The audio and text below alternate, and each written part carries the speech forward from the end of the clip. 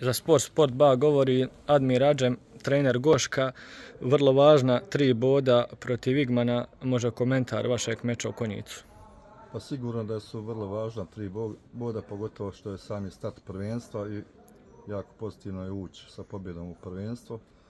Druga stvar što je utakmica igrana protiv direktnog konkurenta s kim ćemo voditi borbu za opstanak. Treća stvar što su se desile promjene u našem klubu gdje je stručni štab promijenjen nekoliko dana pred samo prvenstvo. Sve su to bili neki otežavajući faktori.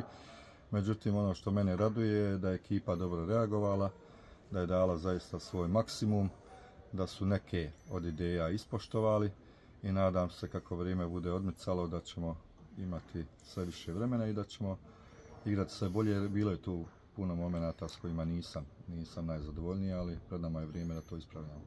Već nekoliko dana ste u Gabeli, da li već imate bolju sliku i uvid u ekipu i od zadnjeg puta da li će biti neki novi igrača, Pa kako ste došli? Svakim danom dobivam neke nove informacije, svaki trening, svaka utakmica, pogotovo utakmica da treneru neke informacije za iduću utakmicu. Sigurno ne možemo računati na Hasukića koji ima 3 žuta kartona, neki povrijeđeni igrači se vjerojatno vrati. Imamo dosta igrača koji su u pripremnom periodu napravili neke pauze zbog ozljeda, nadam se da će oni dići svoj nivo forme.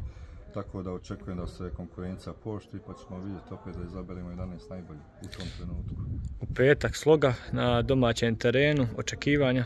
Pa teška utakmica kao i svaka u ovom prvenstvu, dosta nezgodna ekipa, međutim mi imamo svoj cilj, a to je da ostvarimo pobjedu.